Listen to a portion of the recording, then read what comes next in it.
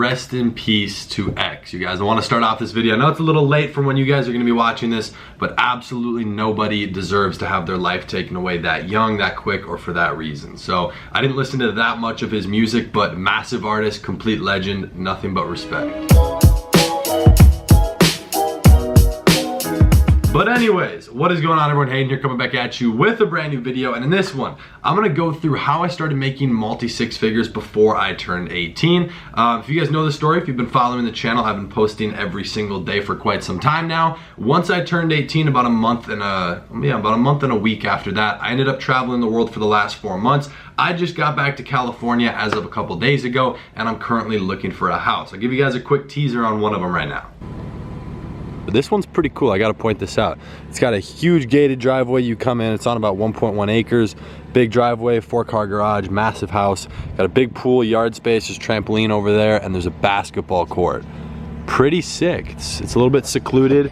Gated house in a gated community, which is kind of interesting. Massive gated community. Like, you come in, and this is gonna be the fun part, because I know there's no cops inside of the gated community, but it's just empty, long, crazy 2-lane roads in the middle of nowhere. So, yet it's still conveniently located. So, this should be really interesting. I'm waiting on the realtor right now who's gonna give me a full tour, but yeah, also got the baby cleaned up. That one's definitely a beautiful one that's on the list, but it's not gonna be available for quite some time, so I don't know if I wanna wait, because right now I'm just in a hotel, which is not exactly my vibe. But anyways, you guys, I'm gonna run through a little bit about what led up to it, what I did exactly, as well as how things are progressing and what I plan to do. So I'm gonna give you the whole little storyboard just around the direct businesses, what my plan is, as well as kind of how it felt, because a lot of people, there's more to it. Just making 6 figures, I was always like, okay, if I make 30,000 a month, I can live how I want, or I can do this and that. But it really changes once you actually start making that money. It's like when you touch that first M, you know you could get 10. Once you touch 10, you know you could get 100. And it's kind of funny because you think everything's gonna be solved once you make money, right? And now it's funny too, because I see everything's funny, but I see that from the beginning to where I am now. I thought everything would be perfect, and now I see where I am now and where I want to be. I think everything will be perfect. I know it's not gonna be. You're gonna realize that once you take one step up to like that 20, 30, 40, 50,000 a month mark, whatever, which kind of gives you the ability to, at least to some degree, as a single young male, do whatever you want, you know? I was able to purchase one of my dream cars when I was 17. I was actually about to get the Lambo when I was 18, which was like 5 months or so after I'd got the M4, but I actually started traveling right then, and I didn't have a house to put it. So I just threw my M4 in storage, went and traveled the world for like 3 months, and here I am again, back in LA looking for houses. So for all those of you who think that you might not be able to make multi-6 figures, like it's some big unachievable goal, I remember when I made my first $1,000. It's all about hitting those milestones and working up. Shit, I remember when I got my first check for like 130 bucks from ClickBank because I was promoting an affiliate offer.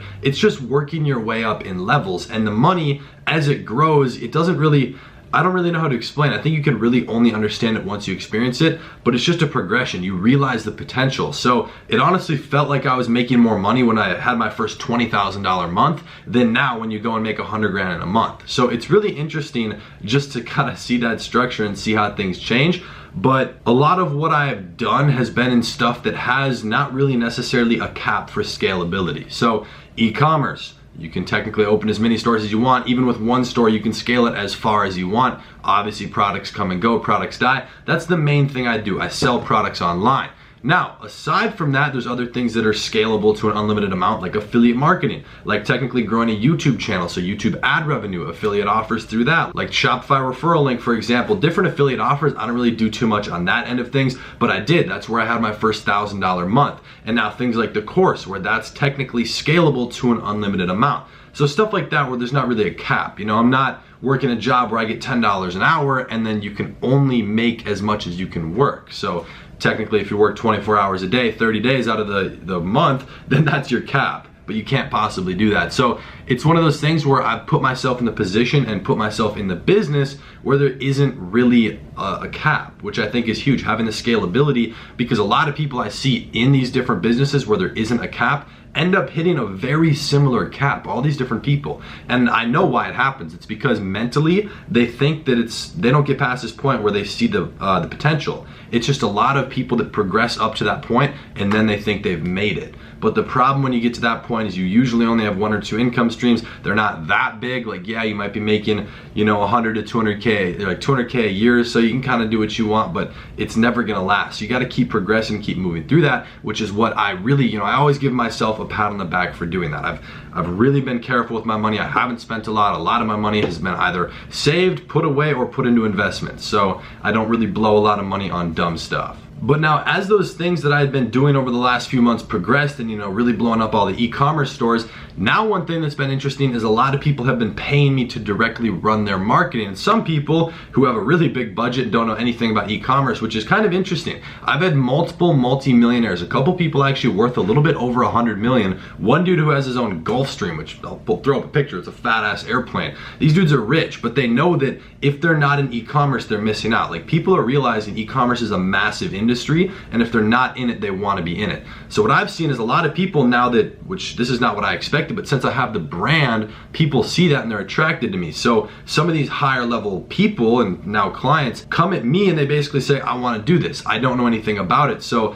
I don't like building stores. I don't really too much, you know, I have people who do that for me. I'm okay at product research. I'm definitely not the best. Like, there's people who are better, but there are people who offer to pay me to set everything up for them and then run it. So it's like, I do everything. They pay me a fat setup fee for everything, as well as a monthly retainer to run their ads. And obviously there's a lot of other people who've been paying me to do that who, like, they already have their stuff going, they know what they're doing, but they want help scaling that. And it's been interesting to see because I didn't expect that to happen. But now the client end of things is one business that I'm gonna start focusing on. That's what I know I haven't really shared too much with you guys, because that for me is gonna be such a great residual income stream where I can make essentially every client money. So obviously they're gonna continue paying me. It's almost like the social media marketing agency that Tai Lopez blew up. As long as you can get them results, they're paying you on a monthly retainer. So I never really built out that. I do have a few clients from a long time ago, which again, outsourced, and they're getting results, so they're still paying, so I'm still making money. But now stuff with the e-commerce end of things, I think that that's a service that nobody can really offer.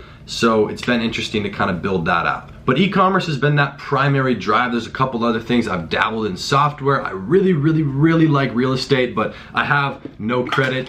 Where is it right here? This is my credit card right here that I actually just got in the mail. Gonna try and build credit. You know, I need to build credit. I need more cash flow for at least the type of real estate that I want to do, which is multi-family apartment complexes. I don't know too much about it, but here's the thing. I do know this, and this is why I know it'll work. When it comes time where I know I'm ready to do it, I'm gonna go seek that information. So really, whatever you guys are doing, you have to get the right information around it. Learn from the right people who know what they're doing. Like, when I go into real estate, I'm gonna learn from the tycoons who know what they're doing, and I'm gonna be willing to pay them a lot of money to do so, because that will ensure that it works, or at least give me the best chance to make it work. So whenever you're pushing whatever is a lot of money for you, you better be very careful in how you choose to learn. So whether that's real estate, e-commerce, or whatever it may be, if you're trying to do social media marketing, learn from those who already have the results. So it's been interesting to see. Obviously, I want to do a lot of other businesses. I've gotten into the mindset recently where social media is kind of getting annoying. Like, a lot of people in my DMs like hitting me up all the time, and it's, you know, it's great. I really do appreciate that. I appreciate the support. I'm gonna keep doing my best to put out content, but I almost in a year or two really want to take a step back from social media and focus on the more direct, like, business end of things, because that's, and by the way, don't get me wrong, social media is still technically a business depending on what you do and how you do it.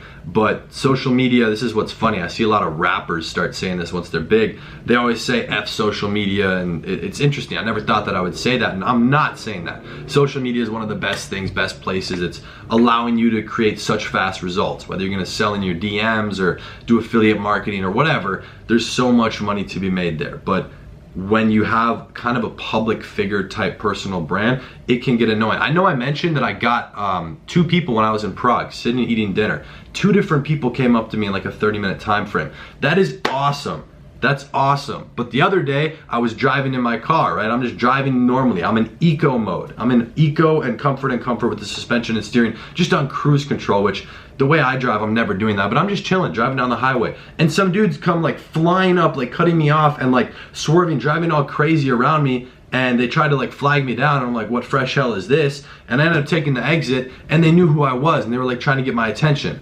These dudes could have died. They could have killed me driving like how they were driving. So that obviously is not the reason I'm not stopping social media or whatever, but it's just interesting to see the progression of other things. I know we just got a little off topic. So there's been a lot of different stuff. I am gonna offer you guys a free resource. I'm gonna be doing a live stream. I know I mentioned this what was it, probably 2 or 3 days ago. I'm gonna be doing a live stream at the end of the month. I haven't done one in over 5 months. The last one got completely packed out within like 5 minutes. So if you guys wanna hit the link down below, I'm gonna be doing it on Friday, June 29th at 3 p.m. Pacific Standard Time, which is the local time here in California. So if you guys wanna join on there is gonna be a limited number of seats. So if you hit the link down below, you can secure yours right now. I'm gonna go through and explain more about my background just with e-commerce and how it led up into that. I'm actually gonna focus on the mistakes that I made and how to fix them, and then how to turn that around and blow up a brand new store as fast as possible. So all that stuff along with current marketing tactics and finding hot products, which I'm not the best at, but I can still do. It just takes me longer than it seems to take other people. So I'm gonna go through and show you guys my process for that. So if you guys wanna jump on there,